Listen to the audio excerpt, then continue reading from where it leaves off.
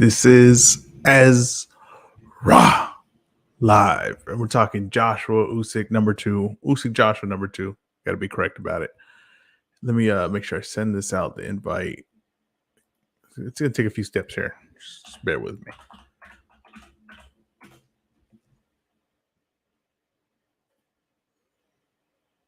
Okay. Share this real quick to Twitter. Then we're gonna be good. We're good to go.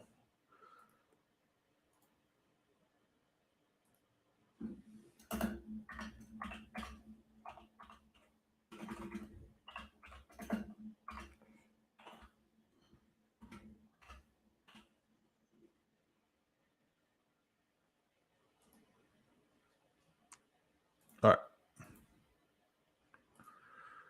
We are chilling. Okay. So we got Usyk versus Joshua this weekend. I'm seeing a little bit.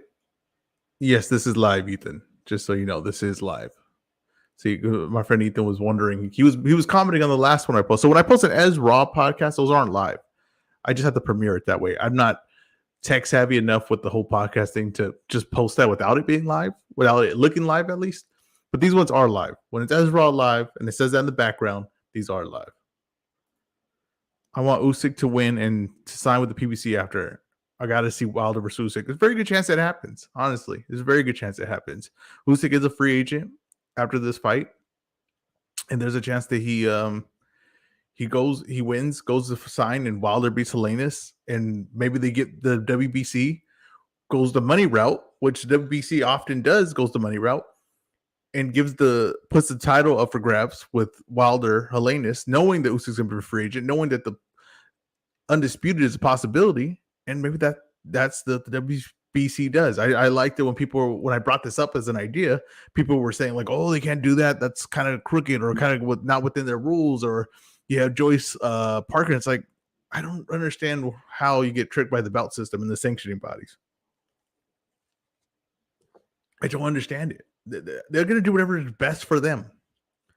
Financially, whatever. They're going to do what's best for them. So, yeah, to me, there's nothing to be shocked at if they give the belt to Wilder if Fury retires. So this is like the whole thing is whether Fury retires, which I don't think he is. But they say Fury retires, they give the belt to Wilder. Wilder wins against Helenius, and then they sets up Usyk, Wilder, and Wilder has a chance to be undisputed after two vicious knockout losses to Fury. You can't tell me that you expected that Wilder ends up on top undisputed. That'd be an amazing story. It would shut up a lot of haters who somehow think that Wilder isn't a good fighter or is actually a trash fighter. Somehow you can convince yourself that that's the case, because that's obviously to me not the case. And I don't care what you're saying about the technique. Like, look at the tech effectiveness. It's all about effectiveness. That's everything boxing is. And if you keep going like on the technique, trust me, there's guys with decent technique that are not good fighters. Not at the highest level, not even at a mid level. There are guys that you go to the gym, go to any gym around you, go to any gym, go watch a guy hit the pads, hit the bag, and see the stuff he does, and he can't beat other guys, right? He can't compete at a high level. And you can tell me Wilder, who's competed at a high level for a long time as a heavyweight, and not just competed, but like dominated at a high level for a long time, isn't a good fighter. Wilder has a better chance to beat Usyk than Fury, in my opinion. I'm guessing you're saying because the speed, right? I'm guessing you're going to say the speed. Usyk would have to avoid. He would be able to land at Usyk because of his speed, and of course his power is so devastating. But Fury showed some damn good power. I mean, if you look at the Dylan White fight, that's some vicious power. Now, it's not Wilder power, I'll give you that. I don't think anyone has Wilder power, but I don't think you necessarily need Wilder power to be a devastating puncher in the heavyweight division. And I think Fury has it, and he's very confident in his power now. I think Fury's a handful for anyone. I think he's, to me, clearly, obviously the best heavyweight. If Usyk gets a stoppage or does it in more dominating fashion this weekend, I mean, we're gonna have to start debating that. That's gonna be a debate to be had on who wins that fight. But I don't hate Wilder's chances against Usyk. I don't. I would love to see that fight. I think it's a very interesting matchup, especially just because of the size difference, and just because Usyk's not that big of a as far as like not weight, but the size difference as far as like Usyk's not that big of a heavyweight, and Wilder's the hardest hitting heavyweight maybe of all time. That's where it gets interesting to me. But we're gonna see. We're gonna see how it plays out. I see few people picking Joshua or a little more confident Joshua going into the fight. But I don't think that was really the conversation. If you go like a few weeks ago or a few months ago, like I think everybody kind of thought after they seen that fight and after it was revealed to them in hindsight now that no one really felt like Joshua had a chance. I always felt like Joshua had a chance going into the rematch. I don't think anything really changed it. What you thought was the possibility in the first fight is still the possibility in this fight. I don't think anything's been eliminated. I don't think that Usyk proved that Joshua can't hurt him, or he proved like, oh, his chin's gonna hold up. Yeah, then if he got hit point blank, big massive shot, and never did he like buckle or anything, then I'd be like, okay, maybe Joshua's maybe this is just too much for Joshua, right? Can't hurt him. So what the hell is he gonna do? No, he didn't prove that. Just Joshua just really didn't land that solid shot when he needed to. But I still think everything that's possible in the first fight is still there for Joshua. And I still think that he can fight going backwards. I still think he can do a lot of things in the ring. I think everybody's expecting him just to go, full blitz, bum rush, Usyk. I don't, you're not going to do that, honestly. And that's not even like in Joshua's nature to do that. That's not even Joshua's skill set. It's not even the way he fights. It's just, all that is cookie cutter strategy. It's like, oh, you got to ruffle. You don't box with a boxer. It's like, what if there are two boxers in there? So one guy's got to start roughing up the other guy? No, you just apply your game, right? You just got to apply your game. And I think Joshua, if he makes Usyk come to him and make Usyk earn that range, right, and create his offense, he could put himself in some bad situations in that fight. Wilder will finally fight an opponent his weight range. Wilder has a long reach and height, and he won't have someone leaning their weight on him like Fury did to Wilder in the second and third fight. It's true. Helenius is going to fight with that strategy. Helenius is kind of going to fight a similar strategy that Wilder's going to fight, honestly. He's going to look to punch at range and get power shots in. I think it's a very interesting fight. I was just talking about how whether Helenius versus Joseph Parker, I think that's like, to me, if they made that fight, I think that's a toss-up fight for me. I understand not on paper. On paper, Helenius is proving he's not that high level or even a top level heavyweight. I get that on paper. What I'm saying is the eye test. The eye test of what Joseph Parker is, who usually fights to whatever level of competition he is. You could put him in with like club level, and he'll fight the club level's style.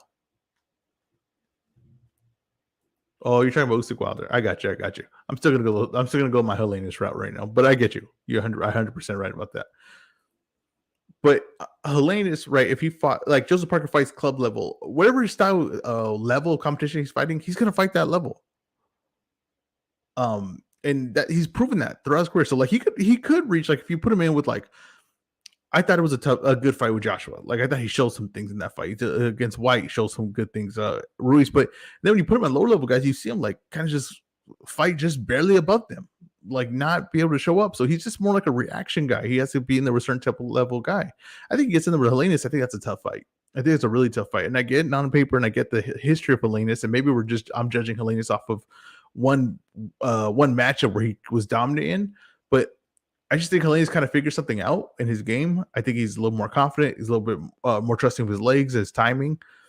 And I can't see like, Parker's a huge favorite over him. I don't see it like that. So Parker being versus Joe Joyce and Wilder versus Helenius, I think those are two good matchups. I wasn't excited about the Parker Joe Joyce because I just realized that Joe Joyce he's kind of, up there in age, and I kind of want to see him get like bigger names. But I guess, if you really think about what's left in the heavyweight division for him, Parker's a pretty good name.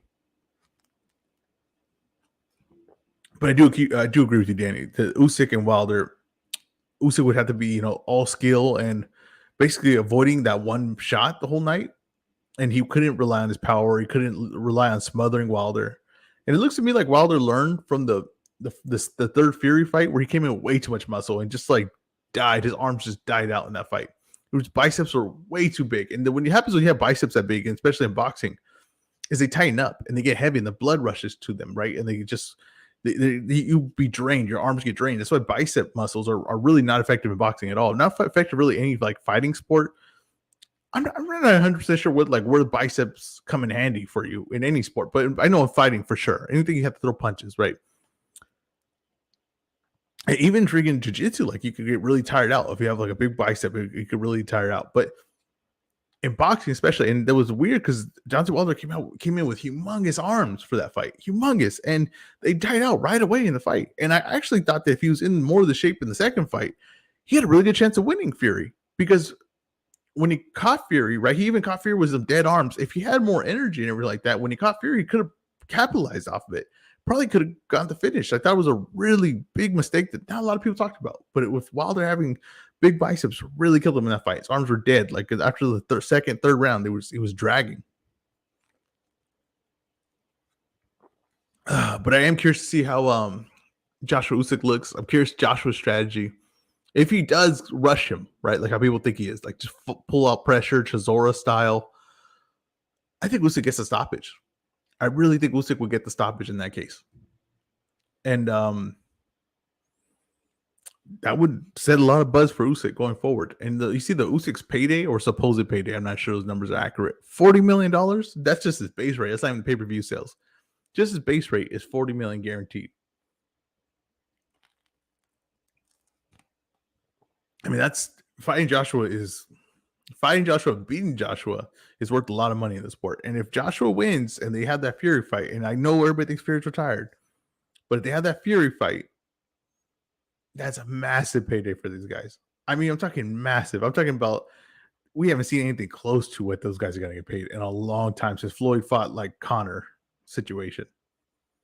We have not seen anything close to it. So if Joshua wins, like I just guarantee you hear Fury that day, 2 days later, just being like, yeah, I'm coming out. They start talking about it, they start debating it, and they just build that fight because it's a massive event. It's just so much money. Usyk, I still think there's a lot of money in there. It's probably more like Saudi Arabia, Dubai type money than, massive event maybe like in Europe or here, definitely not here in the States, I don't think.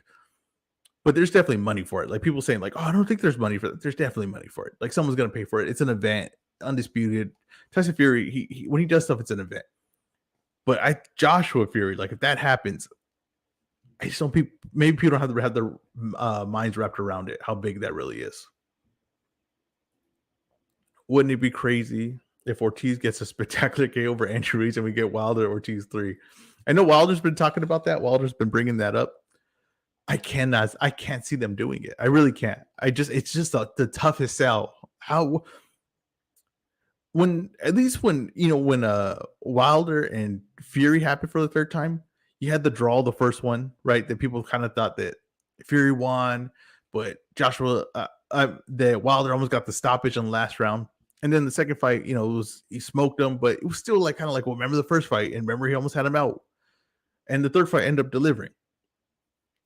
Like Ortiz, what are you going to put? Like, oh, he was kind of up with the cards until he got knocked out cold, and he had rocked Wilder and then got knocked out cold. He got knocked out cold already twice. Like I know how this fight ends, and he's not a better fighter since that point. So it's a tough sell. It's possible, and maybe as boxing fans, if we really want, something fair, right, as something, to really believe in like the system and that you can always work your way back up, then maybe we should want that. If Ortiz wins, fight Wilder, he worked his way back up.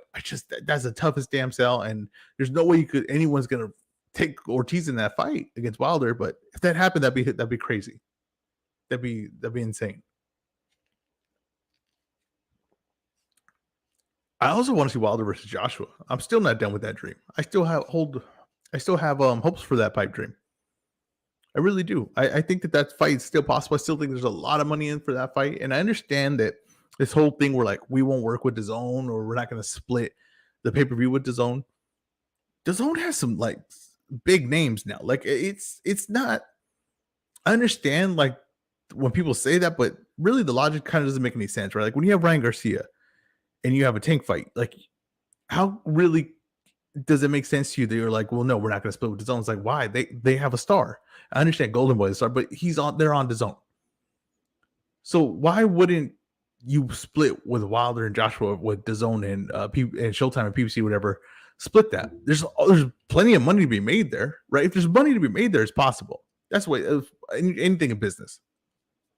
If there's money to be made for both sides, then it's possible. And there's definitely money to be made with Wilder and Joshua. A lot of money, even if Joshua loses. Even if Joshua loses gets Usyk, you can make Wilder Joshua next. I don't think losses are when you come to stars. Like I don't think losses are that big. Conor McGregor hasn't won a fight since before he fought Floyd Mayweather, right? Well, he won one after Floyd against Cowboy Cerrone, right? But that's it. And it's been a lot of losses since then, and like some vicious ones. And he's still a star, a massive star. He still does 1 million pay-per-views every time he goes out. These losses don't affect stars like you think they do. Joshua losing, and you get the right matchup, and people are interested in it. And Wilder's for sure the right matchup because he's also has some star power. That's going to generate buzz. That's going to generate money. It's just a huge, massive event. I think it's very possible. I don't like this whole like we won't work with the zone, and I don't really care about promotions or networks. I don't give a damn. I want them all to be successful, but to me, like it just doesn't make sense anymore. Like we won't work with zone, and I'm like, well, the money's there to do it. Okay, the money's there to do it. It can all be split. Everybody can make a profit. So I don't know. I don't really care for that. I could see WBC make the Wilder versus Helenius winner versus Joyce Parker winner for the WBC title if Fury vacates. I see that. That makes a lot of sense. It would probably be the fairest way to do it. The one thing is the WBC part one wants to get their title on Wilder like right away, or Joyce Parker, one of them, so they can get the sanctioning fees, like the full sanctioning fees. So you just money wise and business wise, like you just imagine that they're probably thinking like, why miss out on the full sanctioning fees that we can get right away? And that's the way I look at the titles. Like that's just really what it is. It's just a business. It's just kind of like a little like scheme type thing. So they're gonna do whatever is best for their scheme. That's just the honest truth. But if they did that, I'm all for it, right? If they could somehow figure that out, Joyce Parker winner versus Wilder Helenius winner, I love that because I think that if Joe Joyce and Wilder are facing each other, is like, I don't know, it's almost like two superheroes facing each other. Like it really is. It's one guy with massive power, like some of the greatest power you will ever see, versus the greatest chin you probably ever seen. And like one's gonna break. It's one of those things where an immovable object meets an unstoppable force. It really is that, and I'm really curious on who wins that. That's like as far as interesting matchups, as far as like two things I want to see, I need to see play out, and I really don't have a guess on how it looks when it plays out. Is Joyce's chin versus Wilder's power, and Wilder's going to be able to find him. That's not the thing that's not the question there. The question is, what does it look like when he does find him? But yeah, if they did that, I mean, that would be fair. I don't think WBC is going to go the fair route. You know, you got to remember Keith Thurman came back, wasn't ranked, came back, was suddenly ranked, right? I think it was like number 10 or something. Then they made an eliminator against Barrios. When they did that, right, it was 10 versus wherever the hell Barrios was at that point. On that same night, on the same card, they were going to have another matchup. I can't remember exactly the names, but it was like a WBC ranked. It was like number 4 versus like number 6. Both ranked higher than the guys in the main event for Thurman Barrios. And that wasn't an eliminator. But the eliminator was a Thurman fight. These sanctioning bodies make it up as they go. They have the power to do that. They set the bar so low that, and there's so many outs of all their rules, right? They know the game. It's like when you see, honestly, it's like when they in a TV show, like when someone's playing Dungeons and Dragons, or like they do like some kind of knockoff version of it, and then like this guy's running around and he's like, oh, I can make this rule and I can do this now, and that's really what it is. It's like Cartman. I think Cartman and them, they were playing, and he was like making up rules as they went along. That's really what it is. They're just making it up as they go along. Like, oh, actually, if I do this, then we have the power to do this. But yet boxing fans just eat it all up. They eat up these damn belts. The heavyweight division is really interesting to me. Really, really interesting. I mean, there's so many matchups that you can make right now that I want to see, that I'd be very curious to see. And I know a lot of people like kind of happy that Fury retires, because I know a lot of people are not a fan of Fury. I like Fury. I like that he lies about everything. I really appreciate when someone lies like that about everything. He just sets the bar so low. It's really a beautiful thing. And I think it's exciting when he fights. I think it's a massive event when he fights.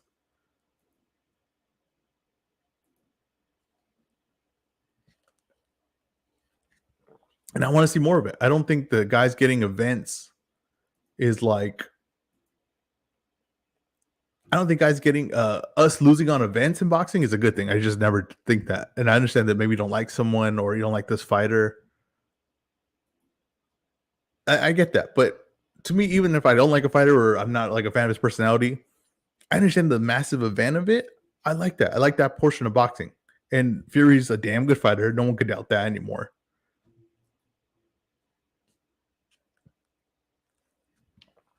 And I think that if you're a high level guy like that, I don't want to see less of them. I want to see more high level guys.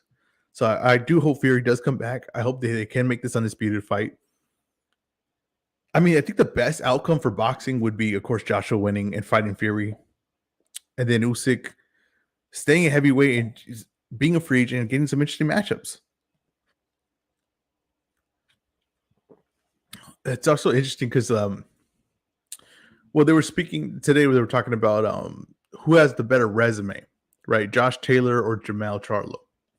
So I did a little like breakdown because I was just trying to think. I was just trying to think like, really break down because it's actually a very good question. It's not something I ever thought about. It's not two guys I ever thought about.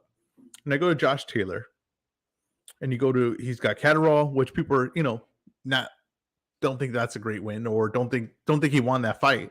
That's fair, right? I thought it was a close fight. Close fights can go either way.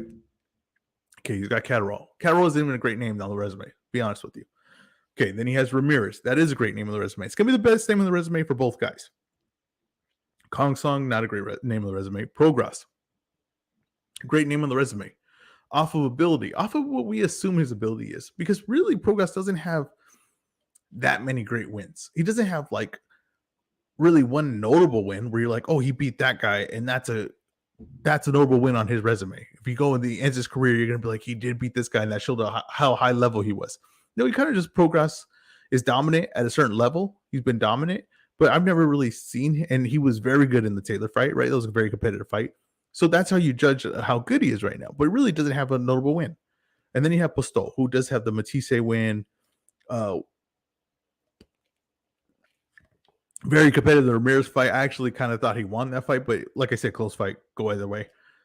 Postol's a still very good win at that point, and it wasn't too far along from when Terence Crawford beat Postol. So then you go to Charlo, and you got Castano. Now, this is where it gets interesting with Charlo. Is that Castano doesn't really have a great win on his resume. He has a very a fight that people feel like he should have beat Lara in. He beat Texera. He beat Soro, who we don't really know how good Soro is. I mean, that's just the honest truth of it. He got smoked twice by Madarov. But Castano really his claim to being at this level is a fight with Charlo, right? Was a competitive fight with Charlo. So that's interesting because then you go to Rosario, who I think has the best resume of anyone that Charlo beat. Now, is he the best fighter that Charlo beat? That's debatable. I don't think so. But he has the best resume. Then you go to Harrison, right? Harrison, very talented, always skilled, but doesn't have a great win. Except if you're counting Charlo. So if you go to Castano and Harrison, the reason why they're credible opponents really is because they either had a competitive fight with Charlo or beat Charlo in a questionable decision. But that's why they're high-level fighters. So that's like one of those things, I call it the Andy Ruiz effect, right? Where Andy Ruiz, if Joshua just knocks out Andy Ruiz, no one's ever saying, oh, Andy Ruiz is a great win on Joshua's resume, right? But didn't ever bring it up. But because Joshua lost Andy Ruiz, had the slip against Andy Ruiz, he comes back and beats him, but he's the reason why he was a great opponent at that point. So it's an interesting thing that you kind of have to tear apart, right? It's like how valuable is this win if the reason the win's only valuable is because you slipped up against him? And to be fair, like a lot of people feel that Charles didn't lose the first fight against Harrison. I didn't really feel he lost the first fight against Harrison. Now, Castano was a competitive fight, but he goes and stops him in the rematch. So that's where it gets kind of shaky, right? How great is this resume? I think it's pretty good. I think I favor Taylor because I just think the Ramirez is the more proven guy. And I think of all the guys they face it, but it's close. It is close. It's debatable, and it's not something I ever really thought about. But I think I'm going to favor Taylor in it. Now, Charles is going on. It's a very good run. I'm not trying to put down his run. It's a very good run, and he's still going to fight Tim Tszyu, who I think is a very good fighter, and people kind of put down. I think that's kind of taking away credit from Charlo if he gets that W, because I think that's a very good win. Now then he could go fight Fundora. Then he can fight Tony Harrison again, fight Danny Garcia, possibly get the winner of Spence Crawford. Like, there's still an amazing list of opponents that he's possibly going to fight and could beat, right? And then you just wouldn't even be a debate at that point, because I don't think Taylor's going to get the name of opponents that Charlo has. I mean, maybe he could, right? Maybe Taylor could get Devin Haney, Teofimo, Ramirez. Actually, Taylor's in actually a really good spot if he could keep making 140. That's a real key factor for him. Let's see here. Charlo has beaten Demetrius Hawkins, Gabe Rosado, Brian Castano, Tony Harrison, Rosario, Coda, Lubin, Trout, Motoresian, Klein. Charles got a lot of names. He has a lot of names. I give you that. He has a lot of names. Now, Rosado is in tough with a lot of guys, but I don't really consider him like a notable name, right? When I say notable name, I'm saying like when you end your career, these are the guys that are like these are the guys that go on this is the legacy right here. These are the guys you hold your legacy to. The funny thing is, like, people don't know, like, Sugar Ray Leonard only has like 7 notable wins, but those notable wins are better than probably that combination of wins that he has is better than any resume probably could we ever be put together. I'm talking about like 7 Hall of Famers he has on there. No, I don't think Demetrius Hopkins is not a notable win. Gabe Rosado is not a notable win. Brian Castano, we're gonna see. We have to see what Castano is. Let's see what he is going forward. He looked good in the first fight. Second fight, not so much. So let's see what he does going forward. Tony Harrison, I mean, like I said, he's really his big win is Charlo.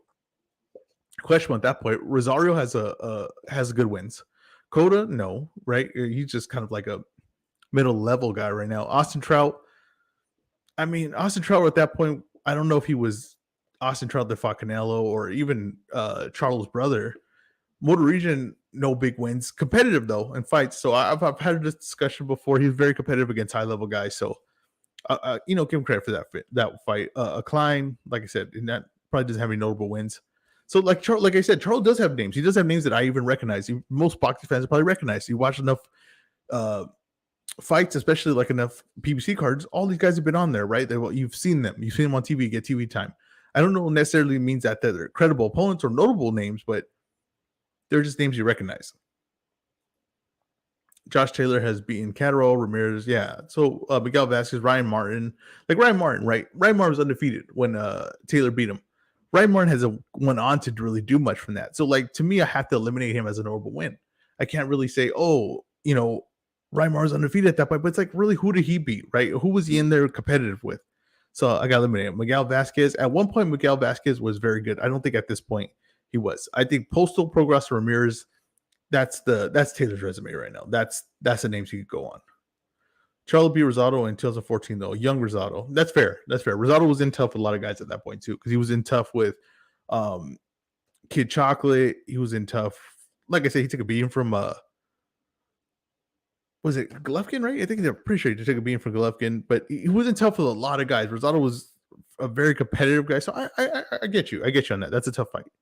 But I just don't think it's going to last I don't think it's going to last the length of time. I don't think he's going to retire. We're going to be like, remember when he beat Rosado? I don't think we're going to be doing that. I just can't see it. It's funny because, it's hard to build a resume with notable names. Sometimes guys get screwed, just kind of like how Jermel's brother is, where he's just like stuck where he can't get fights. He can't get notable names. So he just kind of has to fight what's available to him. And his whole career just kind of dwindles down to that. I mean, eventually it seems like he might get, Benavides, or he might get, he hopes he gets a Canelo, an opportunity like that, but it's weird. Sometimes it's just timing or just, just chance that you get matched up, or you get the possibility to beat the notable names. But Taylor seems like in a good spot, and he's beaten the names. He's had some, some good names already. And like I said, Charlo's going on a good run right now. It's only gonna get better. There's only names to get better on that. But it's just funny. That was a good question by Sibby on boxing Twitter about those two guys versus each other, because I've never thought of that. I really have.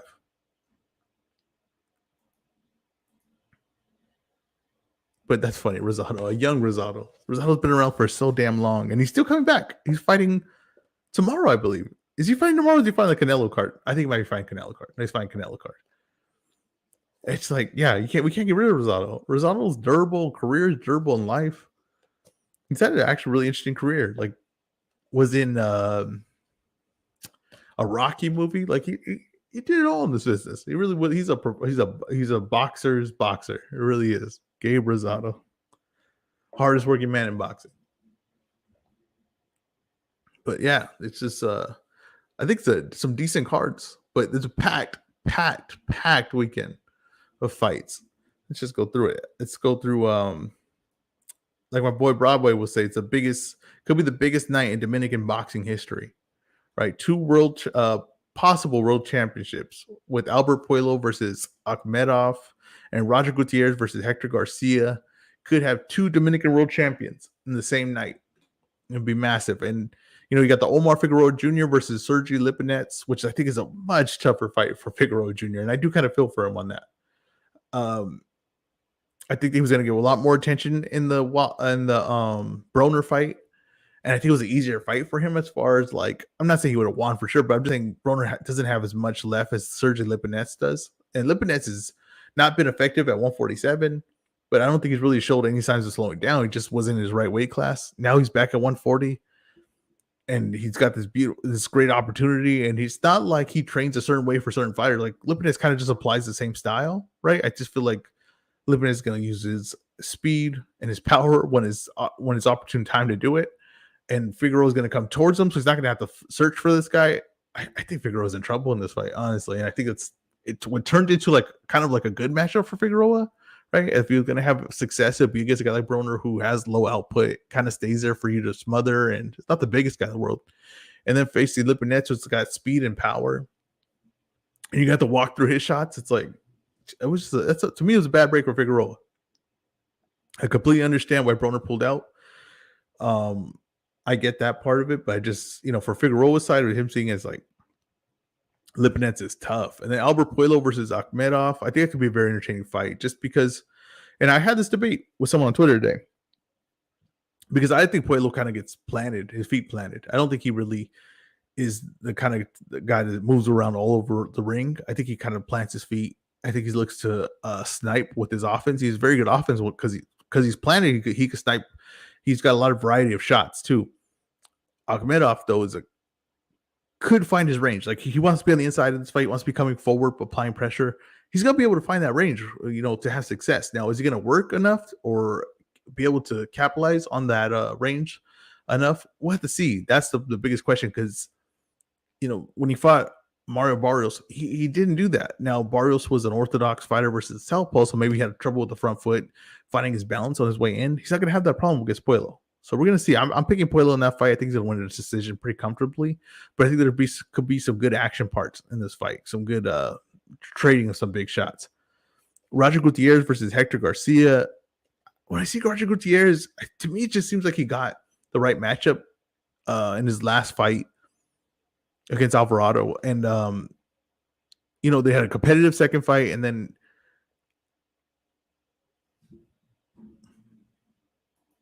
as discussed with friends. It's very true, very true. And Roger Gutierrez, and like he had a good matchup with Gabe Rosado's middleweight Chisora. That's a damn good one. That is exactly who he is. He's a middleweight Chisora. He doesn't have the fame Chisora has, but yes, he is a middleweight Chisora. Like, you're in there tough, and this guy's like not gonna quit in the fight, but you also don't know if he has enough to even win the fight. That's the perfect example of who he is. He's a middleweight Chisora. And it's funny because like a lot of guys will name Chisora on people's resume. It's like Chisora's never beat anyone of any substance. He's lost every big fight that he's been in. And like the Pulev fight, honestly, is probably debatably Chisora's best win.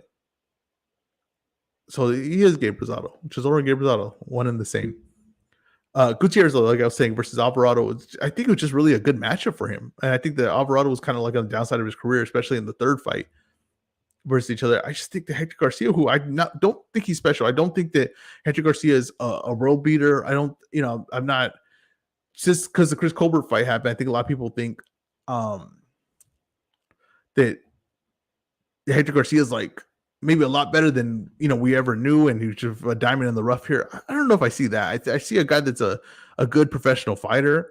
I just don't know what Roger Gutierrez is really good at to win this fight. I really don't. He's going to use that shoulder roll style that he's not really that great at. He can easily be pushed back. It's like he kind of needs Hector Garcia to give him the range. He kind of needs Hector Garcia to kind of open up and willing to trade for him to be good. But Hector Garcia could just outbox him really in this fight. That's just the truth of it. He could just outbox him. So it's really going to be where Hector Garcia does in the ring. And how, if he opens up and he looks to go to war and he gets greedy, then yeah, this could be a very interesting fight. But if he doesn't do that, then I can't see what Roger Gutierrez does to get a win here. I really can't. I've seen people I respect, like Vivi's picking Roger Gutierrez to win this fight. If he's on here or comments on here, maybe he can explain what he sees in Roger Gutierrez to do that. But I just think Hector Garcia is a pretty well-rounded fighter, and I think if he chooses to box, he's going to win this fight. He's going to win this fight pretty easily. Brandon Lee's also on the undercard. He's was on the Jake Paul card, and then they got canceled, and they moved him to this. That's a good night of fighting. You also have Emmanuel Navarrete versus Baez. Now, Baez is going to be in tough, but he's not going to be in there long. I really don't believe that. It's not the fight that you're hoping to see from Navarrete. I know they were talking about Shakur Stevenson, which is, of course, a great matchup that everyone probably wants to see, but they didn't want to pay Navarrete for that fight. And speaking of just top ranked cheapness on matchmaking, they got a lot of stars. They have a lot of, like, the numbers they're doing for ESPN. I think that you really need to look at compared to what the UFC does for ESPN on their shows that air on ESPN. Top Rank, when they have, like they've done this multiple times where they have cards that are either at $1 million, over $1 million, or close to $1 million, right? They've done this multiple times. And that means because they have star power. They have guys that when people see, they want to watch. People tune in to watch. The UFC does it. When they put their fights on, they're doing like 650 to 750. Top Rank's doing $1 million. Like, it's just not talked about. It really isn't. It's not talked about enough. But what also isn't talked about is how they get you guys to a certain point, and then they're not willing to pay them when they get to a certain point. They're not willing to take some chances with them, right? As far as pay-per-views or as far as, paying them for these tough matchups. And you got a guy like Navarrete and Shakur Stevenson, who does great numbers. And I think that Navarrete versus Shakur Stevenson is a very interesting matchup that will bring in a lot of viewers. But they didn't want to pay Navarrete for the fight. So then that right there, it puts that kind of cap on them where they can't seem to build these next level stars, these pay-per-view stars, because they not really to take the chances with it, right? And pay the money and put the money out there to make these matchups. And these matchups that could really generate excitement. It might ignite to something a lot bigger than what, that they understand or maybe even could imagine. And so you get matchups like this, Navarrete versus Eduardo Baez, a fight that no one's asking for, that no one really thinks is going to be competitive. And basically, people are watching this to see how bad Navarrete beats him. And that's what I'm just curious when you got guys like Devin Haney, however long they have him, Shakur Stevenson, Teofimo. There's plenty of other names they have that they're the best young core in boxing, in my opinion. They're the best young core of all the promoters. It's like these guys are going to get to a certain point, right? And it's coming sooner than later, where they're like, hey, I got to get paid the right amount of money for these matchups because I feel like I'm a superstar. I feel like I'm going to be getting matched up tough with other guys that are potential superstars.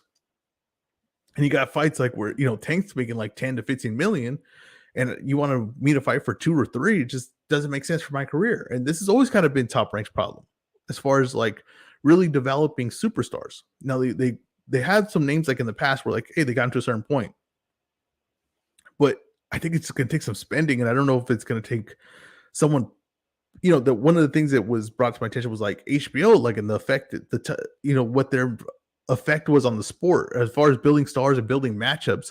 I don't know if Top Rank has that anymore, and I don't know if ESPN has the knowledge to do that, or the power to really push them forward on making these decisions on paying these guys because these matchups can really blow up. They got the Kambosos fight, like even if you think of the Kambosos Haney fight. they got the government to pay like a good percentage of that for that card, right? And for the guy's pay, for like Cambosa's pay, especially. I think that's why they were willing to do that. But if you're gonna get Haney versus Loma, like I imagine you're gonna have to pay them for that fight. I imagine you're gonna have to pay them pretty good. They're big, both are the highest paydays, especially if you're gonna do it like pay-per-view, they're gonna want to be paid fairly. I don't know. I just think that limitation, and that's why I think we're seeing Navarrete versus Baez, and that just kind of stays in my mind with with all these guys they have coming up. It's like okay, if they were on the PBC, these guys, you would know the PBC is planning on moving on pay per view and building them up as superstars, and they have the knowledge to do it, and you've seen examples of them doing it. I haven't seen Top Rank do it in a while, and I've seen Top Rank actually fight with their big names like Tiafimo, right? Like Tiafimo after the Loma fight, like Tiafimo going into the Loma fight. Yeah, I don't know. I just see that limitation with their promotion. Bob Arum is so old now. There's no way he can keep up the energy and keep his fighters and fans happy. Bob Arum, though, I mean, look at we say that, right? But Bob Arum just signed, I'm telling you, the best young class in boxing. Like if we're talking about minor league system, right? Like a minor league system as far as like young talent. If you look at it like in a basketball way or a football sense or baseball sense, Top Rank is winning that, right? And they kind of changed their whole mentality of what what kind of fighters they were going for. And look at the ratings. Like, look what they're doing. There's success there. And Bob Arum at 90 is still throwing 100. But yeah, I don't know. That's the one thing I'm curious to see if they're going to get over. And with these guys, they're going to have stars. Like they're just like Keyshawn Davis, right? Like he's going to be a star. What are they going to do to keep him? What are they going to do to build him correctly to turn him into a superstar? Are they going to turn these guys into superstars? Are they going to be willing to pay all these guys the amount of money, or are they just going to build them to a certain point and then they're going to lose them all free agency? Which is kind of like what Top Rank does. Yeah, I don't know. I don't know. But I think Bob Arum is getting older, but I still see things from Top Rank that I'm like, this is still a company willing to change. This is still a company willing to take some chances or adjust, the direction they're going. I like Bob Arum. Just sad to see him slow down. Yeah, like I said, I don't think he's slowing down. I mean, I think he's old. I agree with you on that. I think he's old because he's like 90 years old. But Bob Arum might be one of those guys that just goes like 110 and it's just still calling the shots, right? They're probably gonna have to force him out of there. It's gonna be like a Vince McMahon situation where they gotta force him out of there. I don't know if Bob Arum, ever just wraps it up himself. He doesn't seem like the kind of guy that just retires, especially when you're 90. You know what I mean? Like to me, like if you're gonna retire, it's like most people that like want to retire 60 years old, they're like they don't have to be convinced. Like 60, 65, they're like, I'm done. I've been waiting this moment my whole life. Once you get to 90, I don't think you're still debating the retirement. I think you're just like, okay, I'm gonna die doing this. I don't really think there's an in between 65 and 90 as far as retirement. I really don't. And let's get back to the Joshua Usyk talk. And if Usyk gets a knockout in this fight, how big that is. If Usyk lands a devastating, Joshua comes in and he just catches him coming in, hurts him. We see Joshua all because I see people predict that both guys go down. I think if anyone goes down in this fight, the fight's over. I can't see this like one guy gets up and survives. I think if Joshua goes down, I think it's clearly over. I think we've seen Joshua get hurt, and it's not like the Klitschko one where like Klitschko kind of had to fight at a certain pace. Like Usyk is going to be able to jump all over him. Low key, he's only one willing to work with the other promoters while the others bicker. Somewhat, yeah. I mean, yeah. I think it's funny. Like, I honestly think like most of the guys are willing to work with each other, but everybody just wants it to like favor them, right? Like, it's crazy because like it's funny like when two A sides get matched up together. I don't know. I just feel like the Tank Ryan one. Like to me, it's like if you're not going to work with DAZN and you're not going to bring DAZN in and Golden Boy in, it's a non-starter, the conversation, right? So like when I hear that, like, oh no, they're not going to work with them, then it's like, okay, I don't even have to hear this no more because in the DAZN, Golden Boy has to work with DAZN because that's the only network trying to put them on TV, right? They can't. I understand there's a big, massive payday. They can make so much more money. They don't need DAZN. I understand that, but business relationship wise, they do need DAZN, right? They do need DAZN. And that's where it gets complicated is because if you're not willing to do these split network things, like the Terrence Crawford Sean Porter fight, I actually thought that was like PBC's like playing chess with Top Rank, honestly, because they knew that fight wasn't going to sell. They knew that was not going to be a moneymaker. And what they did is they knew that Sean Porter was coming to the end of his career, and they said, let's get him one more massive payday. So they got Top Rank to pay him top dollar for his fight against Terrence Crawford. And they said, if maybe Sean Porter wins it. And if Sean Porter wins it, then damn, he got paid good.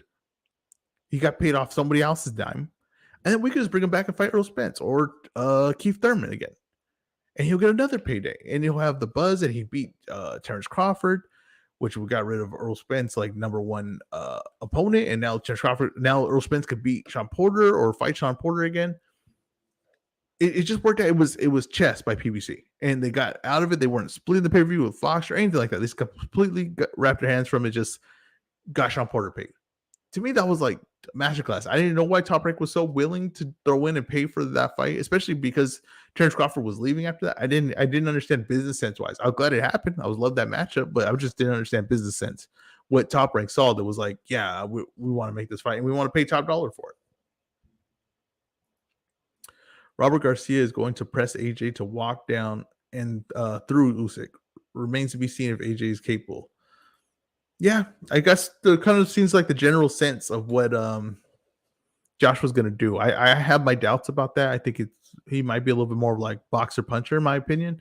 But yeah, if maybe that's what he does. He comes forward. Hopefully he does it smartly, because he comes forward just aggressively. I'm telling you, he does not have the energy to keep that going. And if he doesn't like get him out within like or at least land something devastating within like the first 3 rounds, it's going to be like, at that point, it's going to slow down, and that could be less effective. And the second half of that fight is going to be brutal for him. And I think he'll get stopped. I really do. I think he'll get stopped. He'll walk into way too many shots. If his whole game plan is just like, I'm just coming forward, it just can't be that predictable. If Usyk gets a knockout, it's because Joshua is over aggressive. I agree with you 100%. Joshua's past has shown this bad stamina. If he gassed out, I can see Usyk get a late stoppage, 11-12. Yeah, I can even going earlier, honestly. I can see, remember Joshua when he got hurt against Ruiz, like he just never was the same. And that's because his gas tank. That's honestly, like, that's why they say guys have good legs, they have good chins, right? They're durable. When he gets hurt, like it's full on, like he's not the same guy anymore. It diminishes him like by half. Or whatever he had he's half of that fighter now. He's looking slimmer. Looks like they are more focused on him surviving late rounds, at least. Yeah, I think so too. I've seen that too. I think he looks slimmer too. I'm telling you, I don't think he's gonna just bum rush him. I really think that he's gonna maybe try to pull Usyk into some of the shots, make Usyk take some chances, make Usyk earn that space. I know people think that that's like a dumb strategy, or they feel like that's kind of like what he did in the first fight. I don't really believe that's what he did in the first fight. I think the first fight he stood in the middle of the ring and kind of didn't know what to do. I think he kind of tried to fill it out, and he was overreactive to like what Usyk was doing. And to me, that was like the beginning of the end. Like when he was like reacting to Usyk's, like his upper body movement, he was reacting too much. Like he just needed to be the big man, and it's not as far as even just the punches, but as far as like the shots you're gonna take on the arms, like be the big man in there. But he was trying to move his head and predict when Usyk was going to work. And when he was moving his head too, it's like, it's not like he's going to be able to counter well off of that, because he just doesn't have the speed, especially against a guy like Usyk. Like he just got to eliminate those nonsense part of his game. He doesn't need that. He doesn't need to have a lot of upper body movement versus Usyk. He just doesn't need that. It was too much. It was putting him in a bad spot. He's got to be the big man as far as not just coming forward, but as far as fighting tall, taking the shots on your guard, right? Like keeping your hands up, keeping the guard and taking the shots off of it. It can't just be, he's allow Usyk to play his games and then like, I'm going to try to play this with you. No, it can't be that. It's at the top, clever, but I'll send it again. Wait real quick. Here, if anyone else wants to join, I'm going to send the link again.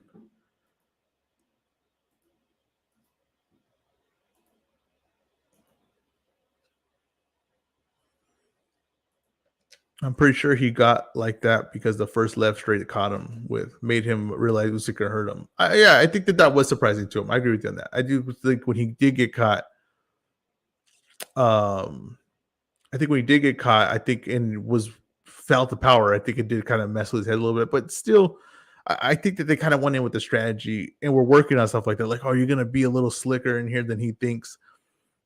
And like I said, I don't think that like abandon everything that he did because there was success he did in the first fight. Like there was success he had. You just can't just abandon everything. Like you got to take what was good and worked. You just got to draw Usyk to you. I really believe that. Draw Usyk to you, and then when you do apply forward pressure, mix it up. Like have him guessing on whether. Look at he says send me the link, and then he says a moment actually at Sprouts. That's hilarious. Oh, here's Clever right here. Clever, can you hear me? Yo, what's up? What's up? What are your Can you hear me? Yeah, I can hear you. Can you hear me? Or one sec. My bad. Can you hear me now? Yeah, I can hear you. Still nothing? Damn. No, I can hear you. I guess you can't hear me. But yeah, so I don't think you abandon everything. I don't think you abandon the whole strategy. Like I think you take what work and then get rid of the other stuff, but you're just not going to play that kind of game with them. You're not going to play upper body movement game. You're not going to play like I'm going to slip yours and make you. I'm a counter. He just Joshua just doesn't have that. He just does not have that.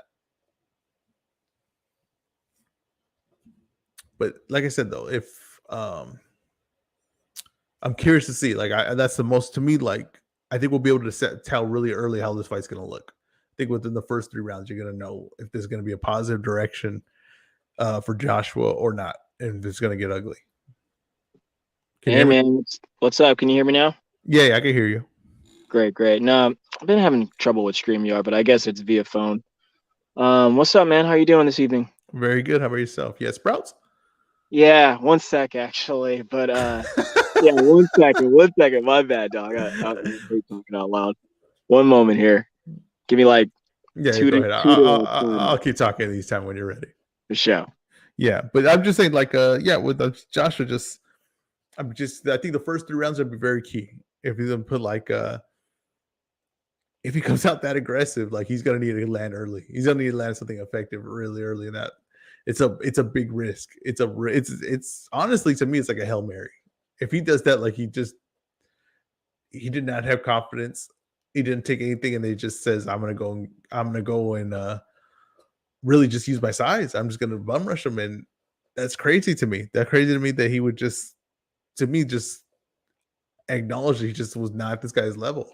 Because that's really what that would be an acknowledgement to me, is that he just was not at this guy's level, and his best chance was just basically a puncher's chance. Which, I mean, if we're being honest, like I hate when people say that because I mean most people that's what they have, right? Like there's guys in the street that never train boxing. They could possibly hit hard. They would have a puncher's chance. It effectively means he doesn't think he wins any other way. Yeah, that's what I'm saying. It's just basically a puncher's chance. Like he's just basically like, I gotta land something big. That's the only thing I can do to this guy. And I just think Joshua's better than that. And I feel like we cookie cutter like this guy boxes, so this guy needs a brawl. And this is what frustrates me because if you watch UFC, I watch UFC, right? You watch MMA. That's what they do. Like when they talk in stand up, they're like, oh, he needs to smother him or he needs to make it ugly. And it's just because that's a simple thing to say. Like that's a simple thing to say that Joshua needs to do. Like, oh, he just needs to rush this guy. He's a bigger man. Rush this guy. And that's, like I said, that's the simplest form of it. But no, there's other things Joshua is skilled at. He's not a low level fighter. He's not like a taxi cab fighter, right? Like he's a taxi cab fighter, a taxi cab driver. He can do other things. He thinks he's good at. He just has to apply that to this fight. So I just don't understand that. But if he does that, then that's to me an acknowledgement that he doesn't feel he has any other way to win this fight. Esiason, this is live. Okay. When it says Ezra live, this is live. Okay. I understand the confusion. I'm going to figure it out when I do Ezra podcast and it's pre-recorded and people are messaging in the live here. I get that. I understand the confusion. Really clever, hops on and goes to Sprouts. That's a bold move. That's a bold move to hop on a thing and then be like, you know what? Hold up, I'm going to do some shopping real quick. I respect it though. I really do. I respect the confidence it takes in that. It's really just not give a damn. It's a beautiful thing. And if Usyk gets knocked out or is like, are we like, oh no, he can't keep up a heavyweight? I love the narratives after a fight. Like I almost want to guess what the narratives will be after the fight. If Joshua gets stopped, of course, then there'll be he was never that great a heavyweight. He was just kind of a big guy with some power. He could, he was never skilled, right? That's what I think I think that's what the narrative will be. Where's the live? How do I get back to live chat? Oh, here we go. That's what the narrative will be. I think if Joshua wins, right? Joshua wins, then I think we start talking about, is he the best heavyweight right now? Especially if Fury's retired, could he still withhold the Wilder's power? I think you get a lot of talk for Wilder being the best guy. If Fury's retired, a lot of people get that talks will start again. Joshua versus Wilder. But it's just funny to me. Like it's funny to me that people just got so low on Joshua after that fight. Like they just were like, he just doesn't have a chance in it. And it's like before this fight, like Usyk didn't have a chance. Like everybody just thought like, oh, he's gonna get caught and he's gonna be over. And it's like, why isn't that? What happened in that fight that you're like, that's just not possible, right? Anymore, right? Like he has to bum rush him. Like that part doesn't make any sense to me. Also, like, oh, fight like Chisora fought him. He's not Chisora. He can't fight like Chisora. Only Chisora fights like Chisora. He can't fight like Maidana. Those things don't. That's not like. That doesn't translate like that. You can't be like, oh, fight like this one guy style. Who Chisora, who is basically the only guy that fights like that style. Richard pissing me off. This is live. Look at it. Responded. This is live. It pissed me off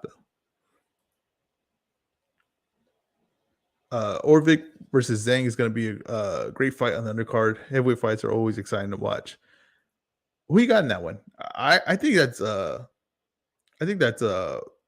Orvik by like a wide margin going into it, but I think that Zhang got that last win and it really kind of made that like a closer fight in people's mind. I still don't think that's a close fight. I think that Zhang can. First of all, I don't think he can keep up with a high rate, like a high action fight, a very active fight. I don't think he can keep up with that. I also don't think he's like that skilled, and I think that Orvik is like way more skilled than him, and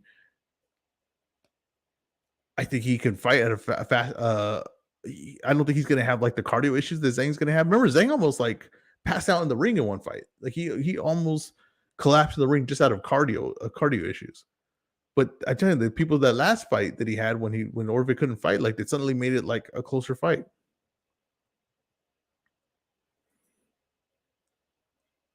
Yeah, Orvik has a lot on his mind. I think it's I'm not even sure I'm saying his name right. I'm pretty sure I don't pronounce either the. I don't think I pronounce the R, but I'm just gonna keep going with Orvik. But he has a lot on his mind. I think I might take Zhang. Yeah, he did have his father just pass away. I know that. That's why he pulled out the last fight. My bad, brother. Made it back. Oh, you're good, clever. But yeah, Orvik did pull out last fight because his father passed away and stuff like that. So I get that part of it, but I just don't think Zhang's at that level. I never thought Zhang was at that level. Zhang's not at that level. So you were talking, yeah, it's I can't believe it's already here, right, man? Talking about AJ and Usyk. Yeah, what do you think of that fight? What's your early thoughts on that fight? I'm really excited because I love heavyweights, man. So I'm just really, really excited for that moment. Like, I'm rooting AJ. I found myself definitely more since it's fight week, but I'm rooting AJ. I've been watching the first fight. Funny story. Long story short, I haven't finished it. I think I'm in like the 10th round right now, and it's taken me almost dang near 10 days to get through it. Why would that happen? Because I'm just like, dude, like, I'm just like, I guess like when it comes to like television sometimes, man, I'm just short circuit, man. Like I don't watch a lot of television. I usually, and it's always kind of been that way because then you fast track to sports, being a sports, and I got food in my mouth, my bad. Yeah, big sports guy, but even now, man, like I'm literally like an old man in like young man's body. I've just like no time, bro. I don't even care. Like only thing I watch is like boxing for like background noise and for like studying and for just enjoyment because it's like the best replay value.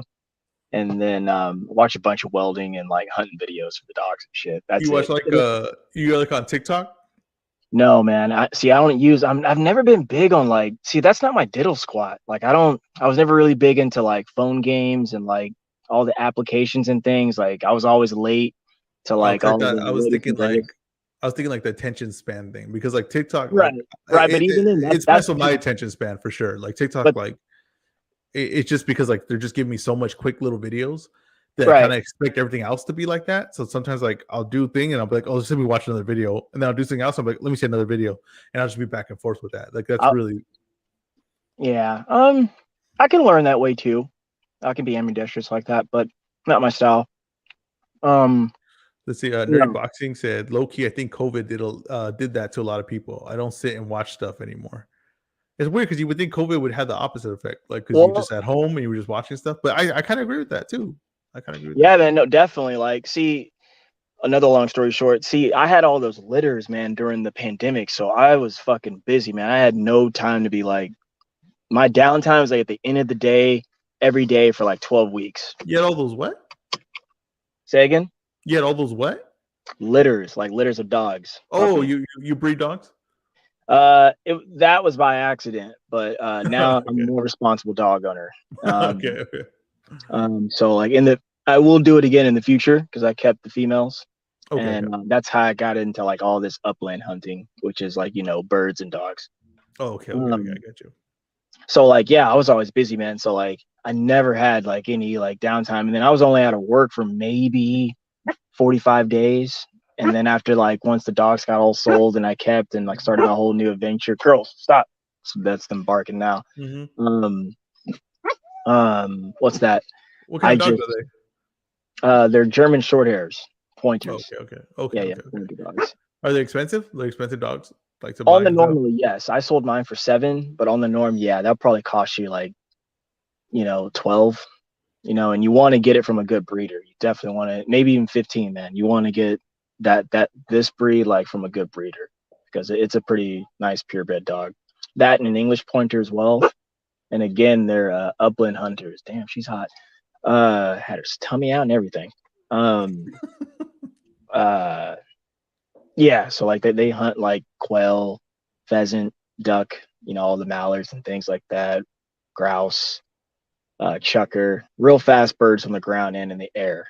So I got into it like during 2020, man. And luckily for me, I had one of this guy used to work with a salesperson at this old welding company, and I was telling him that I was like going through this situation, and I told him the breed, and he just lit up, and one thing led to another. He became kind of my mentor in this whole little venture, and Okay. introduced me to a lot of cool people, man. So that's it's been real nice. But anyway, back to boxing. Okay. Okay.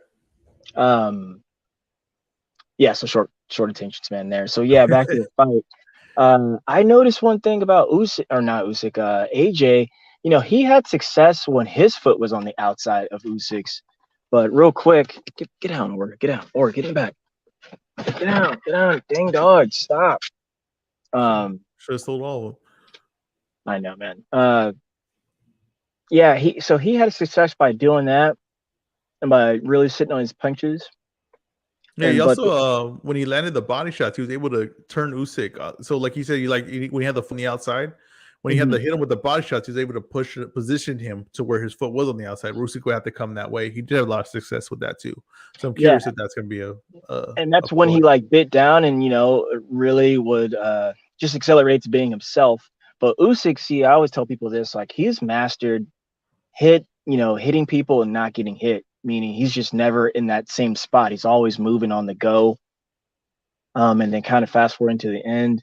I've always kind of, I'm worried about AJ's conditioning in this. I hope it's Yeah, really good, man, to go because had Usyk had another 30 seconds in the 12th round, he would have flatlined him, man. He would have knocked him down for sure. that's And why I'm picking Usyk. I mean, I think I see things Joshua could do that could be very good in this fight. And even if Joshua, I think, fights to like the strategy that I'm guessing he fights at, or I think he should fight at, I still think that in the second half of the fight, if he doesn't take Usyk out, second half of the fight, Usyk's just going to be better. Like he's just going to be well, better. He's that's going what to be more I was there.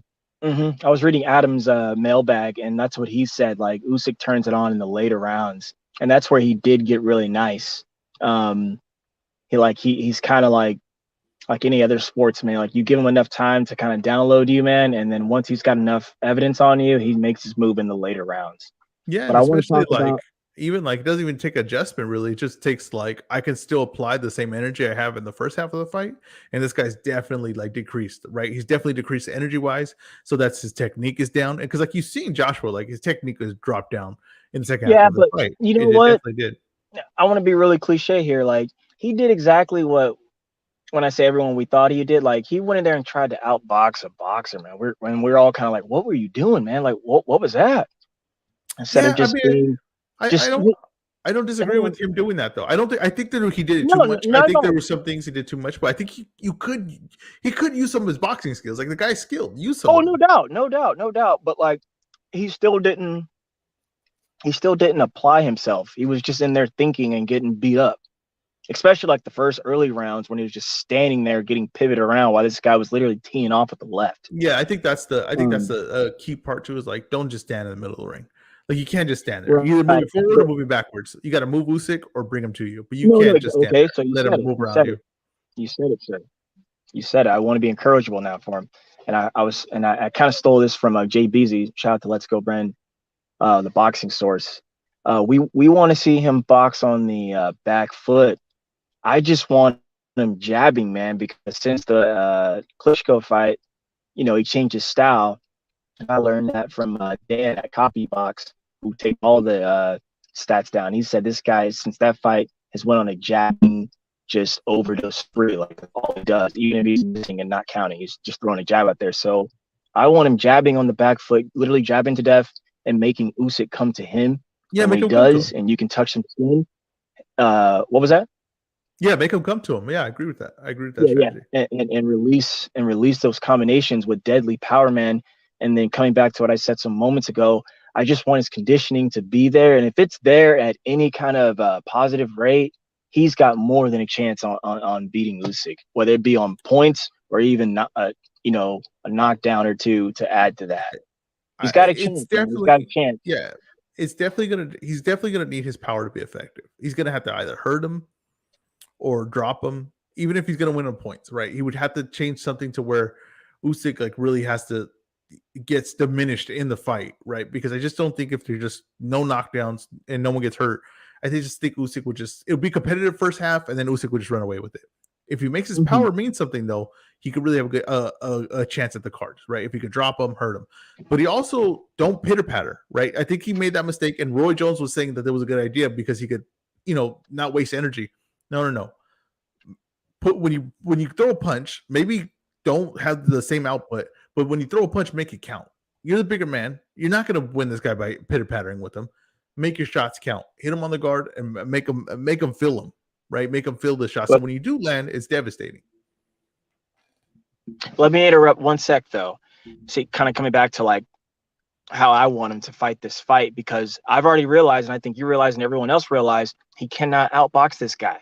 And I'm gonna come back and say it's about Usyk. Usyk has mastered hitting folks and not getting hit, so it's very difficult and tough for AJ. That's why we give him his flowers and his due credit on taking this fight and making the rematch. Because if we're being frank here, dude, he didn't want to take the rematch. Not until Eddie Hearn kind of started pushing that crap. You don't He think was Joshua gonna. wanted the rematch? No, I don't. Not saying he didn't want it. I just don't think he wanted it right then and there, because he was just the entire thing, man. And then of course, in hindsight, he got his ass beat on. He was submissive to the whole situation, and that's kind of like his normal character. That's why people question his dog in him and all that kind of good stuff. But anyway, back to the X's and O's. Since he can't do that, really, really stick it, because he's got skill, but it's just not going to be enough to beat Usyk. Usyk's just going to have his number. He's going to have to literally do the Clash in the Dunes #1 / fight #2 with Ruiz, and just fight on the outside and try to beat him up from there. Really draw him in, and really like do for 12 rounds, stay concentrated. You see, I'm Yeah, kind of talking I myself don't into this disagree with fight. that. Yeah, I don't I'm disagree kind with of that at all. talking myself into this, but I believe he can do it, because I've always said this, and maybe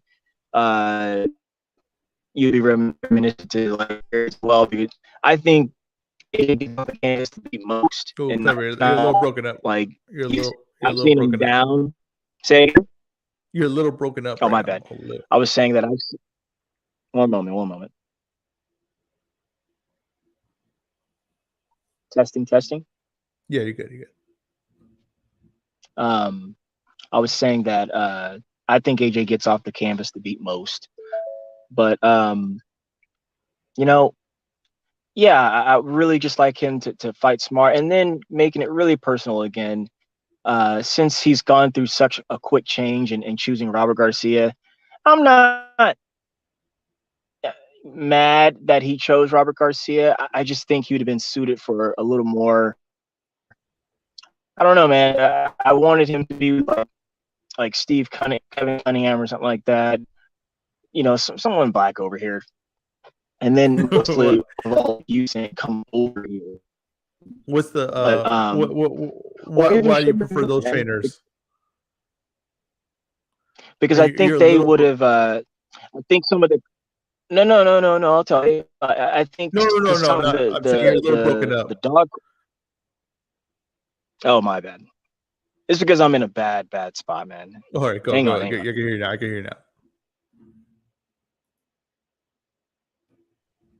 Yeah, you Yeah, I can can hear me hear you now. now. Yeah. Testing. What do you think about Derek James? You think he should have gone Derek James route? No, I don't, and I'm not mad at anyone suggesting that, but no.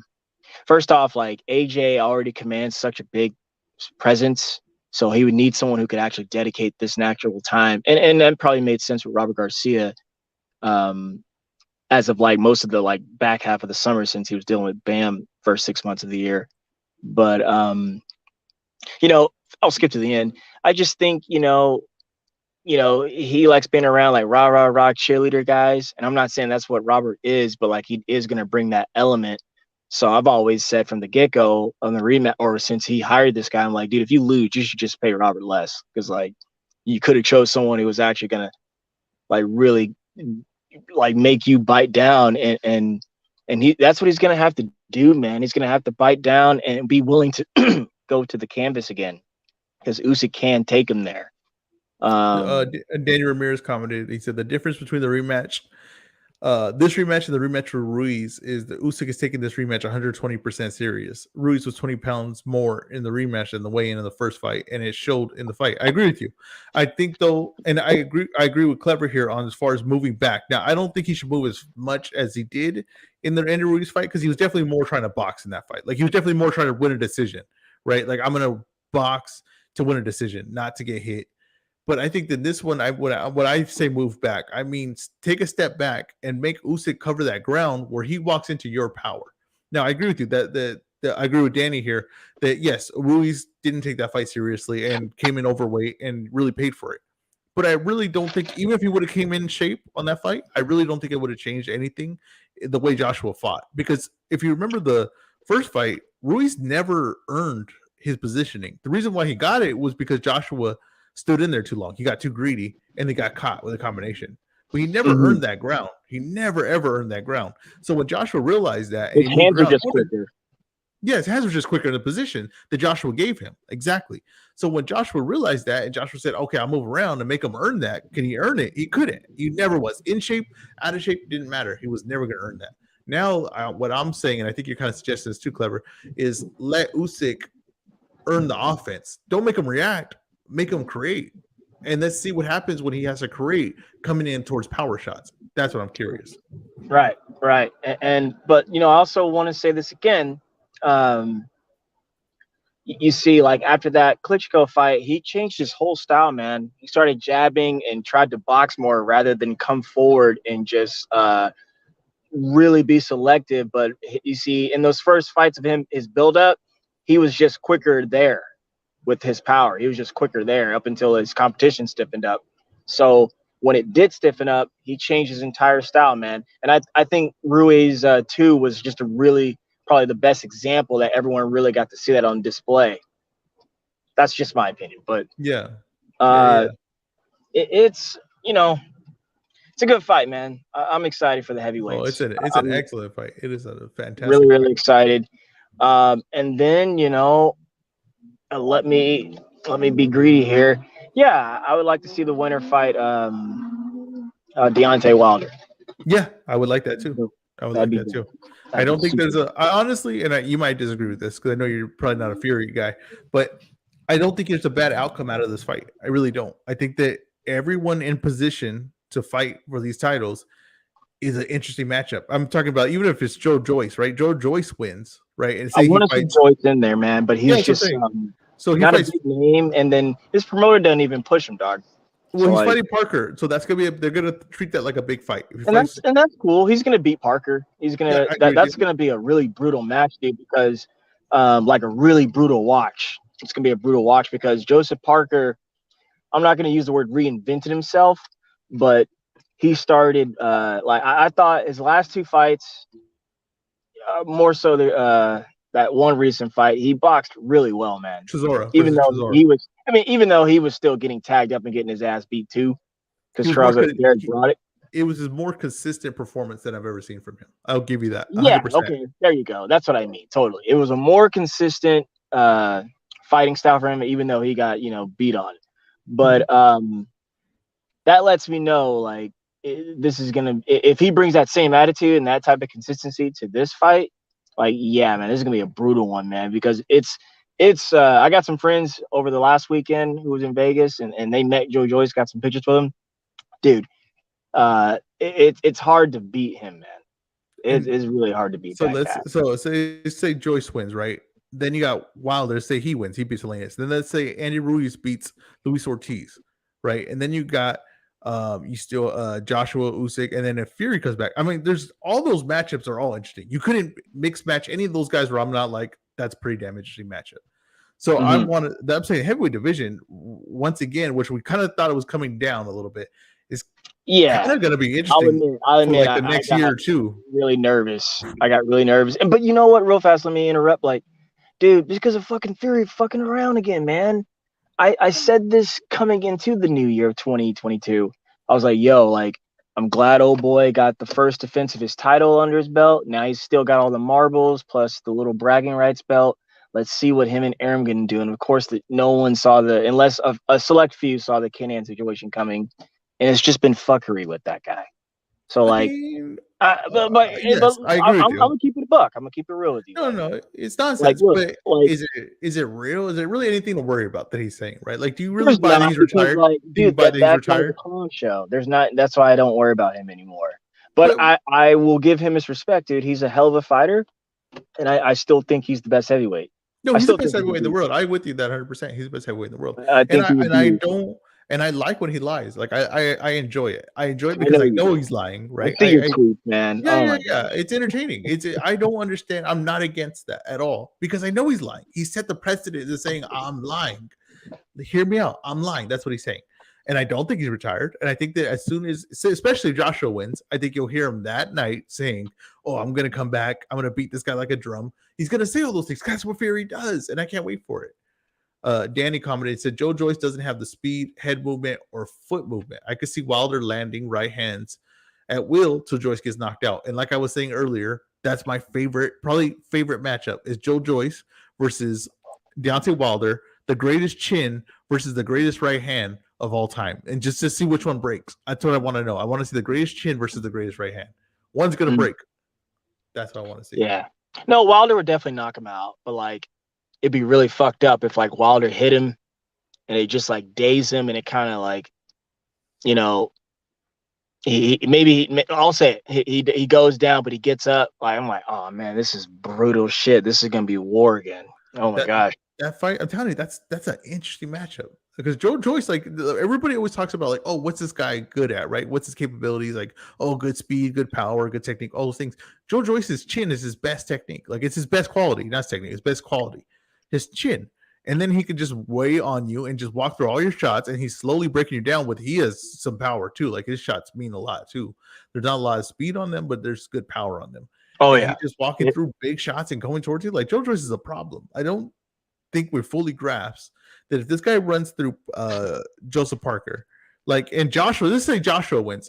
Like, he's the worst matchup for Joshua ever. He really is. He's the worst matchup for Joshua.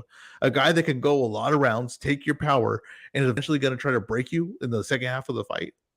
Like, that's a horrible matchup for Joshua. Also, kind of coming back to the heavyweight matchup this weekend, watch for the clinching too, because it was a struggle for AJ to clinch, man. I want to see if he's like, like, I don't know, man. I like clinching. I have a love-hate with it, and the love part about it is that when I like how guys use it in strategy when winning or losing, because what happens is when you do that, you turn the referee against your opponent and he's on your side. It allows you to stop, break, get a breath, get a moment, get some clarity, and then back to the action in just seconds. But when that happens, it's 2 against 1. But what I hate about it is that some guys use it to a benefit, some guys use it to annoy, some guys use it, for strategy, and sometimes it just looks bad and just shoe shiny, messy, mushy. So you saying like, are you saying when Joshua's coming forward to use the clinch? Yeah, or when it comes forward, yeah. like using his weight and his like kind of But tire the thing Usyk is, down? man, I keep this is what worries me. Usyk's not going to be in the same spot. No, That's he's not. why. So that's what I'm saying. Like when you like people say, "Oh, you just gotta come forward on him," I'm like, "Oh, Usyk will tag him up," because he's not going to be able to cut off Usyk. Usyk's going to get around his front foot like the whole time, right? Yeah, So you have to choose virtually it in spurts. 70% of the time. Yeah. Yeah, you have to choose it in spurts. You couldn't just say like, "I'm going to come forward on him." No, that was like the main problem. He's not going to be able to come forward on him. He's going to get tore up if he does that. Yeah. But like, dude, that was a hell of a fight, man. I mean, I know AJ lost, dude, but like, dude, he tagged up Usyk, man. I thought it was a good fight. I really thought that people kind of downplayed what Josh was able to accomplish in that fight, because he did some good stuff in that fight. He was confused. That's what it was, and he got his ass. He was definitely confused. I think the fight was closer than most people think, right? But yeah, that's what I mean. Yeah, I don't think it was a complete blowout. I think it was. Can we say 116, 113? Yeah, that's what I'm saying. I thought it was a closer fight than what people had it. But like I said, I think that just people were just. Well, remember, no one was really picking Usyk to go in that fight. Like I can't think of one people person. were. It was kind of like the Bivol Canelo situation. Like there was a good handful of people who chose Usyk. No. And the one that sticks out, who like really called it, was Intangible. Rodney. If you know him. Yeah, he called it like literally when the fight got announced, it's like, oh yeah, Usyk's going to beat this guy. Watch this shit. And like we were all like, nah. He seems like the kind of guy though that just picks every European guy that has like some kind of boxing skills. Though he's kind of like what I'm accused of doing. I feel like Intangible is that really who does that.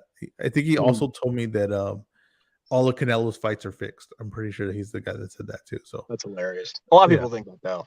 But, I don't know. A lot of people think it, but there are some people that think. I guess it's like some people think the world's flat. You know what I mean? But I've been in some conversations with you, and like we've had some weirdos come in, and they just start rambling off on YouTube news, and that's the first thing you say, like, "Dude, are you talking YouTube news?" Yeah, that's what everybody's talking YouTube news. Yeah, everybody's searching their news now. Yeah, dude, this is a great fight, great weekend for fights. What do you think about the whole Broner situation?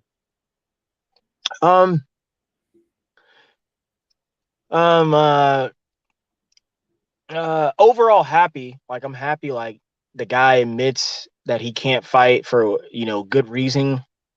There's a lot of opinions out there and there's a lot of facts, and then there's the facts, and I'm just waiting for his handlers to reveal them, but he's already revealed them. He said he quote unquote used mental illness. So I don't think it's no secret that he's kind of dealing with some type of disorder or I was kind of, because mental health is like broken down like four or five different areas.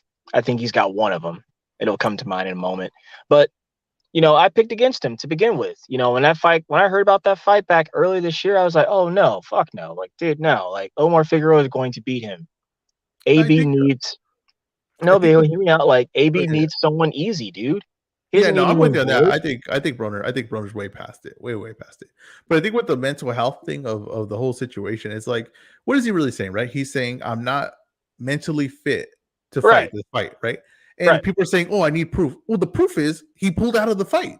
That's the proof. What do you? I don't know what more you would need. What do you need beyond the point of him saying, "I'm not mentally fit to fight, so I'm not gonna fight." That's it. I don't know why people were like so up in arms about it. Like it doesn't affect you in any way.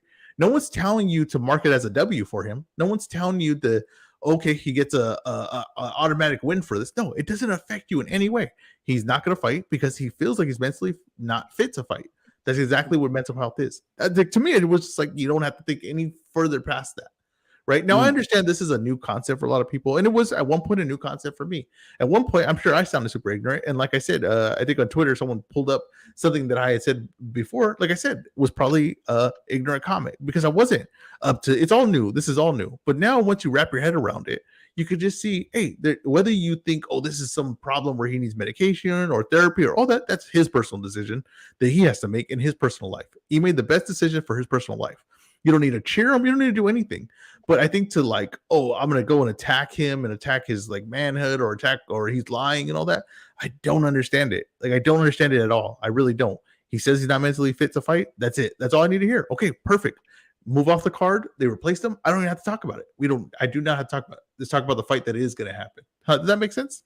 To me, that's like simple logic to it. It does. No, you make sense, sir. I hear you. I agree. I understand.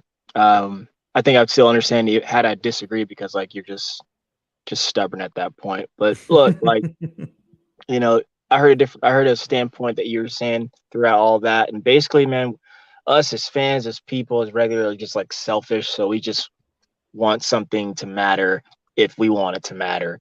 Exactly. But it's crazy, man, because out of all that, like you said, people were like complaining. Let me say this before I say that. Like, first off, as you were talking, I was like, oh my gosh, Ezra, it's Twitter.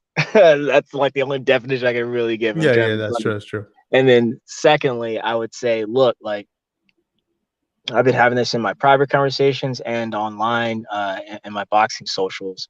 Look, man, like when we're talking about mental health, let's just use boxing for the example. We're not even talking about boxing anymore. We're just talking about normal behavior, and we're talking about life, and we're talking about the decisions and the responsibility and the accountability that comes with your decisions that you make. So good, bad, and ugly, man. You got to take it all. And far too many don't even understand what mental illness is, where it comes from, where its triggers, what are the traumas, things like that. And it's as funny as it is, it's not funny. And again, like we're not even talking about sports anymore. I think we're talking about normal behavior. Mm-hmm. And it's also, and then on the flips, on the other side of the coin of that, it is just like, dude, it's ego. And like I said, man, we're just selfish, and people are going to say things and do things. And I'm kind of at the point right now this year where like, I don't care anymore, man. Like I can't speak for you guys. I never try to speak for you guys. I don't want to speak for you guys, but like, I think it's best if I'm going to use Twitter now for the example. Like if I see something that, is not worth speaking about, then I'm just not going to speak on it. You got to remember too, like you just can't, you're never going to please fans. Like you just won't, you really won't. You never will. If you remember Manny Pacquiao, right? When he fought Floyd Mayweather, and then remember they said that Manny Pacquiao said, oh, he had the injury. Now, whether you believe the injury or not, I have no idea. To me, I'm like, it kind of seems like it's just he was on PEDs, bro. Way to take the loss. It's all good. Well, no, okay, but but it's a way to take the loss, right? But if you remember correctly, someone tried to sue Manny Pacquiao for going into the fight with an injury. They literally tried to sue him because they said, oh, we bought this assuming he was healthy, or they bet money on him assuming he was healthy, right? But if he would have pulled out of that fight before it happened because he was injured, people would have been like, oh, you coward, you didn't even step in, you didn't push through to have this fight, this giant event we wanted. You cannot please fans. You can't. You really can't. You can't please them. Mm-hmm. They will always find something to be mad about. They will always find a way to critique you, or will find a way to praise. You can't please them. So this is just the situation where I'm like, I just didn't get it, because I'm just like, it doesn't affect you in any way. It just really doesn't. Yeah, it does not affect you. Like from the stuff I was reading, like I'm laughing. A, it's comical, and then B, like I said, it's all ego, bro. Because like you're saying, like shouldn't even care. Shouldn't even care. Why? Because it's none of our business. It's only our business because we like boxing and he's a boxer, but the boxer pulled out for a specific reason. Yeah, and you know So what would have been worse if he would have went in there, and then after the first round, he just stopped. Say like nothing happened the first round, right? And then he just went in his corner, was like, "Oh no, you know what? Never mind, I don't want to fight." And then you would have been like, "Oh, well, well, I wanted that's to something watch." to actually have a gripe about, Yeah, right? exactly, exactly. That To was be something to wrong be mad about. about. But you know what he did? He pulled out of the fight, and we got another fight, and some would say a better fight as a Yeah. replacement. So what are you mad about? What do you need him to prove to you? Why? It's his personal life. He doesn't need to prove anything off to you. So what do you what is it that you're going to gain from him showing you? And I don't even know how you show someone your mental health. I really don't. So that's also another thing where it's like provide proof of what. The proof comes when he speaks on it. Okay, like I mean, again, like, dude, we can't speak for these. We can't, like, we're not responsible for that. And do you Like, need him to? Because I don't need him to speak on it. no, no, Yeah, I no. don't need him to do Again, it. like, That's dude, his like, personal life. yeah, yeah. I'm not even worried about it. Quickly before I let you go, Mm-hmm. I know I like to wrap up here pretty soon here. Because I do want to get your recap because it's been a while since I spoke with you guys. Well, what did you think about Tio, firstly, and then secondly, this fight that we're talking about, where you got Omar Figueroa versus Sergey. Start with Tio though. What did you think about that, and just kind of that whole thing, and like what was everyone's view on it? I think I think Tia looked good. Honestly, I thought he looked really good. I think that it's tough to judge that fight because you don't really know how good the guy he's fighting is. Now, that guy could be very tough. You know, against other competition, he could be very tough. Against Tio, he had moments, I guess, but Tio was really dominated that fight, in my opinion. He really did. As the fight went on, he definitely got better. He got sharper, and he can't say he doesn't have power at that weight because I don't know how good of a shot that guy takes. That guy could have a really good chin.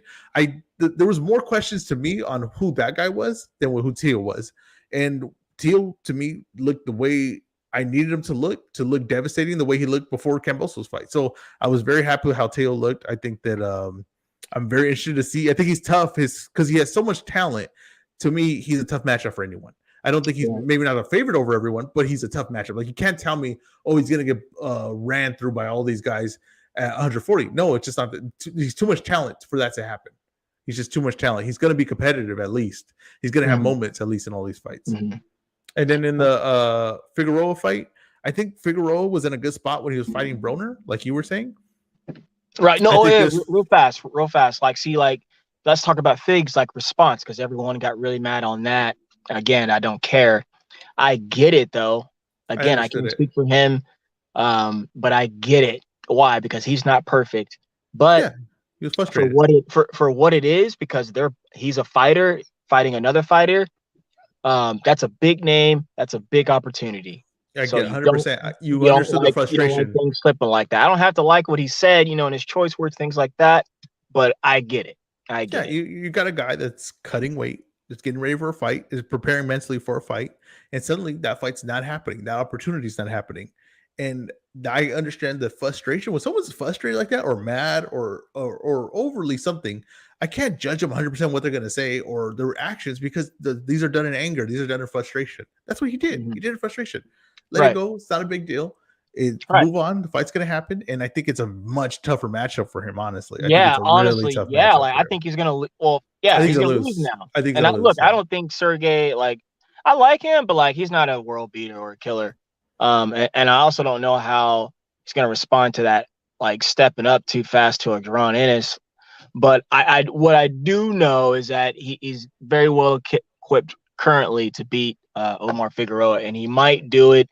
He might do it in fashion. I think he's going to do it devastating fashion. I really do. I think it's he might perfect style for him. Yeah. But I like the fight because, like, again, I was talking to some other friends. Showtime puts on a good show, bro. It's going to be a good time no matter what. Don't you worry, baby. Like, the undercard's really good. It's a really good card, and it could be for Broadway. Yeah, gotta say this for Broadway. Could be the biggest fight in Dominican boxing. Could be the biggest night in Dominican boxing. Right on. Yeah. So I will, because of that, I'm alert, so I will be paying attention to that. So shout out to BJ there. Yeah, and then I'll let you go. What were you saying? Oh yeah, Tio. Maybe I'll have to remind you. I've never been crazy about him or really high on him. But I'd be lying to you if I said he doesn't have natural talent and that the boy can fight. The young sir Yeah, can fight. I'd be yeah. lying to you if I'd said that. Yes, he can. I just and then there's another thing. I'm going to keep hammering on this because I want to remind you guys every time I say this. I'm very up to date and like current, and what that means is the whole shebang on what it takes to beat one another. And I also want to see, yes, the best fighting the best. So they're going to bring something to the table. They're not perfect. They have flaws too. Every guy I like has a flaw, or many flaws. So like let's just get that off the top. But talking about Tio, man, and before I get to his performance, I have always said, man, I don't like his inside game. I've never liked it. Why? Because I don't think his defense is as good as what we all think. And I also think that he's a he's a Bob Arum fighter. So he's been handed a lot of gifts up front. And when he did get some resistance, some adversity, it looked tough on him, but we could always be like, oh, he's young, he's young, he's young, he's young. But what do I mean? What do you mean, Cliff? What do you mean? What do you mean? Like you look at the Japanese guy. That guy like beat the crap out of him, man. Oh, He beat the Nagatani. Yeah, Nakatani. He beat the crap out of him. You go back to the Loma when Loma finally grew a pair in the 7th and 8th rounds. This is why Andre, and I'm gonna sound like a really controversial fighter. I really did think the fight was. I know the guy won, but like I thought it could have been a draw, man. Because in the exchanges, dude, Loma was winning the exchanges, man. Like, Oh, you're talking about with him and Teal? yeah, Oh, he I was thought it was winning. close. I thought Yeah, it was I super thought close. I thought it was super it close. was, but I thought he had the better uh, punch placement and better looking. And again, the entire exchange, man. One guy finally exchanging and trying to. If we're being honest, the person that landed the most damage in the Teal Loma fight was Loma. He landed the most Say damage. that again.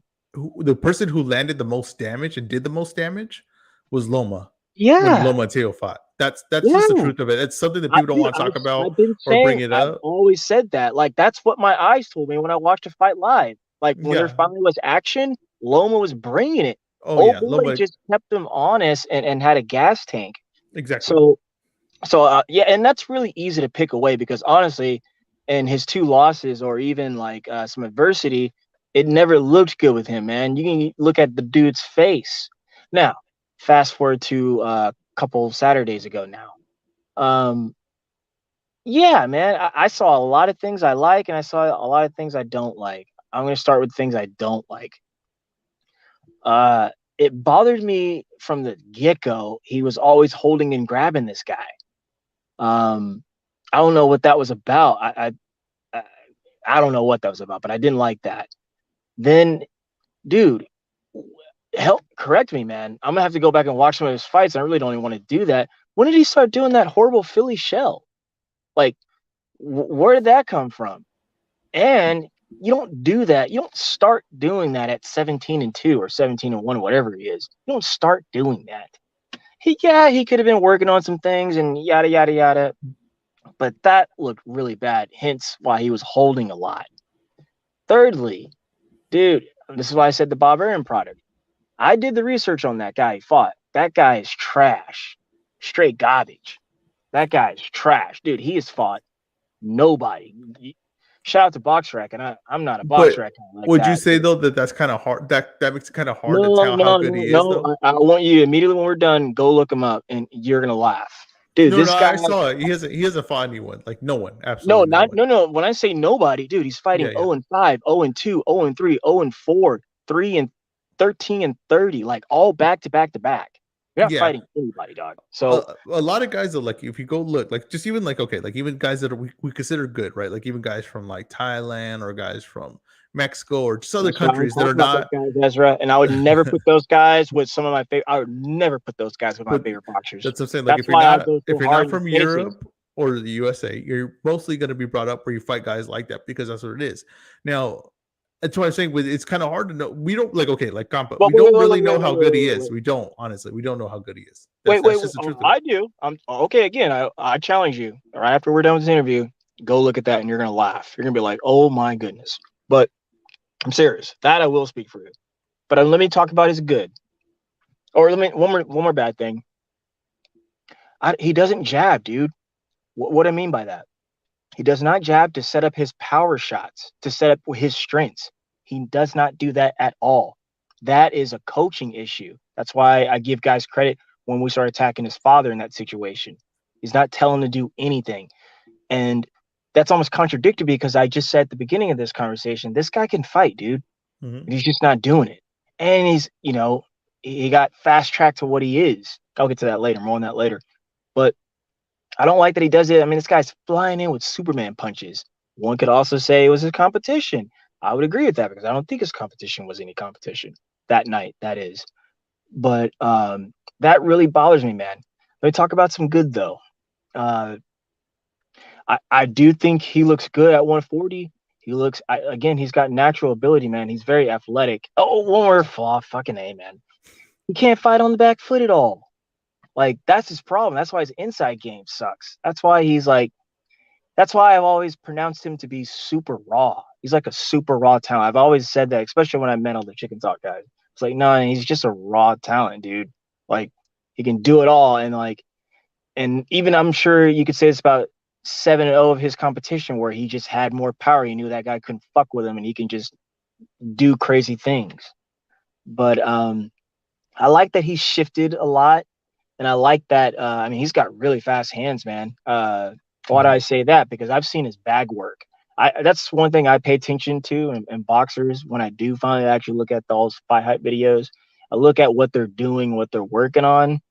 I've seen Canelo's a really good example, uh, where he works on the water bag there and practices his punch placement. I've literally seen him do that in the ring with competition. I've also seen AJ drop his left shoulder and set up a good 1-2. I saw him do that in a Rock and Kevin Hart video, and he went out there and knocked someone out. I think he knocked that out with Klitschko, or one more guy too.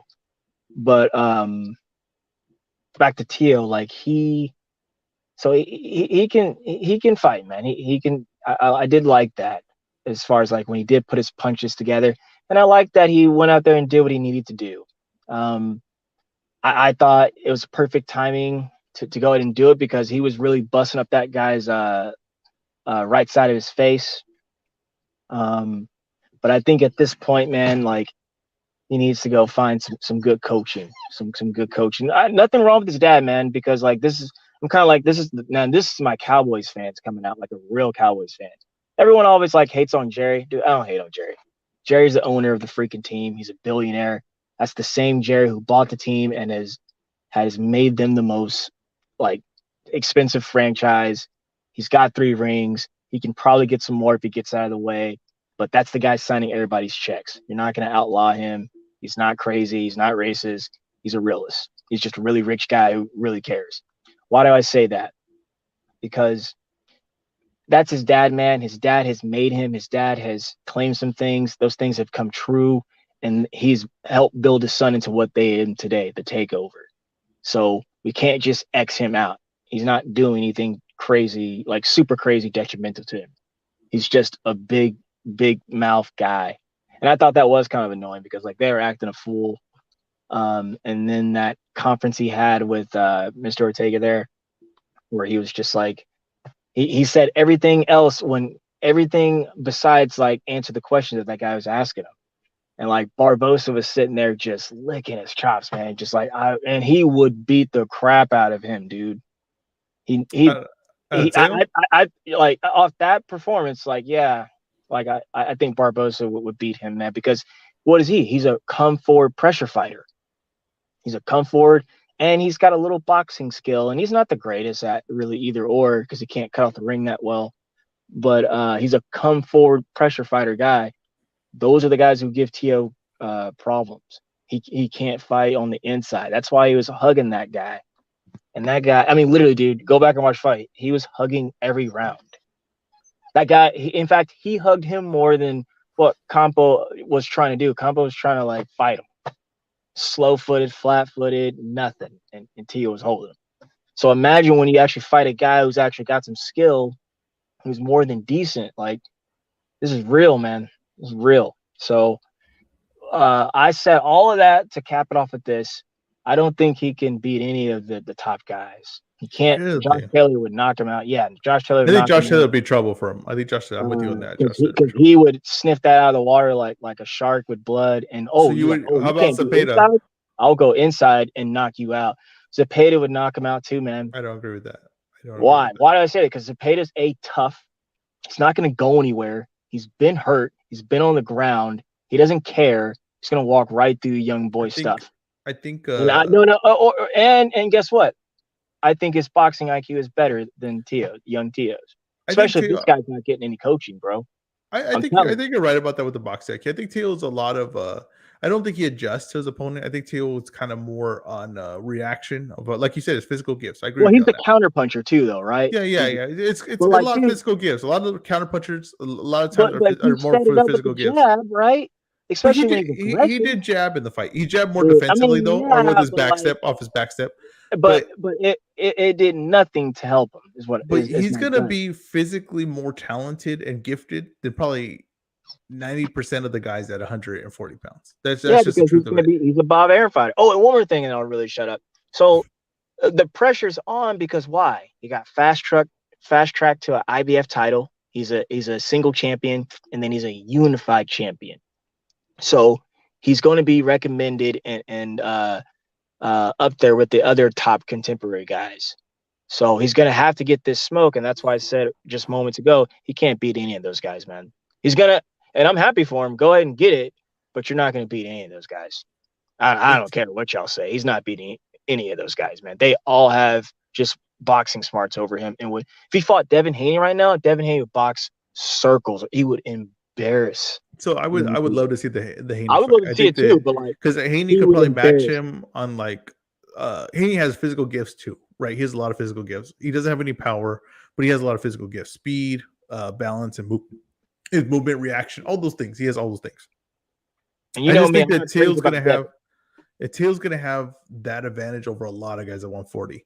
And also, like I said, I think that I think his power is gonna travel well to 140. I think he's gonna have. No, and that's one more thing. Like, I don't care about that.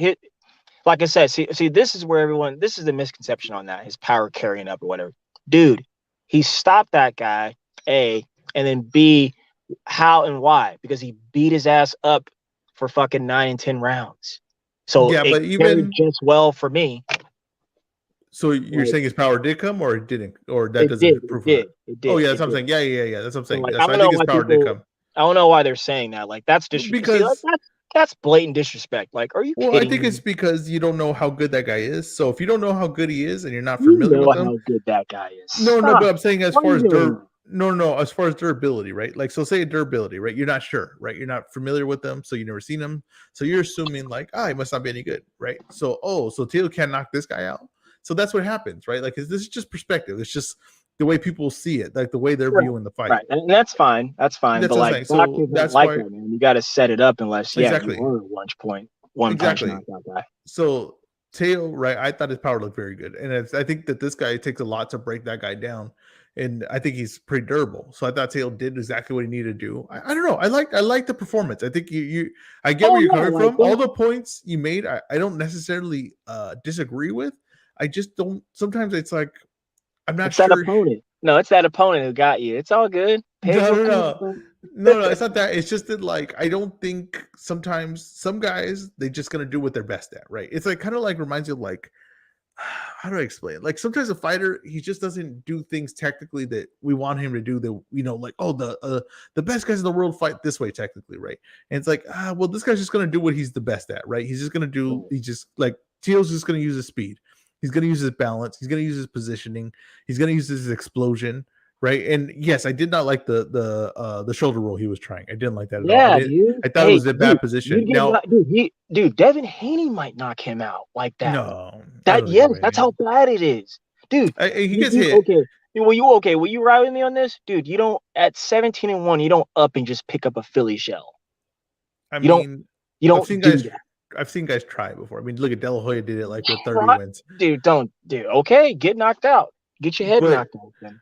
Yeah, I think I've seen him do it before, previous to this fight. But like I said, I didn't think it was very effective in this fight. But like I said, just his physical gifts alone, right? His physical gifts alone, and when he's patient as he was at this fight, he's a tough out. He just is. He just is. And Yeah, he's going to be a no, tough no, out no. 140 for Like all I these said, guys. And man. I would say I would probably favor him. Basically, I would favor him over Cepeda. I Okay. would favor him, if I'm being honest, I would favor him over Ramirez. If I'm being honest, Okay, I'd you got to favor him. okay. Before I let you go, you got to explain that because I was trying to get that out, but you were speaking. Jose Ramirez would knock him out, man. I'm trying to tell you, Jose Ramirez he is the cannot one fight thing him. about Jose Ramirez, and if you watch him fight Zepeda, he gets predictable. Like he comes in from the same entrance. He's really predictable. He's straight up. Like if you watch the Pistol fight, if you have some skill, watch the Pistol fight, watch the Zepeda fight again. He could get out skilled. He could get outboxed, and he comes in from the same entrance. He's a sprinter. He's more of like, I'm gonna beat you with my foot speed right reckless, on the thing because he's straight reckless. But when he comes behind his jab, his those skills that you're saying you don't see, those show when he fights behind his jab. Those skills show. I do agree with that. He just again is reckless and speedy and wants to come forward, especially if he's down the cards or getting tagged up and getting beat up. Why? Because he's just standing there coming forward like an idiot. But Jose Ramirez can box, man. He's a skilled fighter. He's got ability. And those guys who you mentioned, dude, that's top competition. That's the top 5. I favor Teo pretty big over Barbosa. I favor him pretty big over Barbosa. I favor him over Cepeda a good amount. For like the guys that Top Rank has, I think they're very good. I bet you $5 if Cepeda knocks him out, dog. If they I would take that bet. If they fought at the end of the year in December, Cepeda would knock him out, dude. So he's gonna fight Barbosa next. That's probably the next fight in December. What is it? Barbosa, probably Barbosa next in December. I don't think so, man. He didn't mention him. They did. Remember they brought him in. They brought him in after the. Yeah, they brought him in. They brought him in the ring. They were like selling that fight. I'm still not buying it. That's some terrible. That's like, what do you call it? That's flat Sprite right there, dude. he wants. Trust me, like I'm telling you, man. Bob Aaron, them know. They know he can't fuck with Barbosa. I'm telling you. I when they first brought it up, I was like, that's a really crazy matchup because Barbosa's not well known and he's a tough fight, right? So I was like, I don't know why they would do that fight. Like Zepeda made more sense to me because I'm like, at least Zepeda's known. But now I guess it kind of makes sense. Like you're just bringing Teal along. Teal sells by himself. You're gonna bring him along 140, and you feel like Barbosa's the in between Campa and Taylor and Ramirez. Barbosa's right there in the middle, so it's like the logical next step for Teo at this point of his career. Watch him not get the opportunity. We'll see. Let's I'm not trying to be negative, man. I'm telling you, they're not going to match him up. They're not going to match him up with anyone who can beat him. That's what I'm appreciate you coming on again, as always. You're always welcome on this, and thank you guys all for listening. This has been As Raw Live. All right, brother. Have a good night, sir. All right, you too, man. Peace.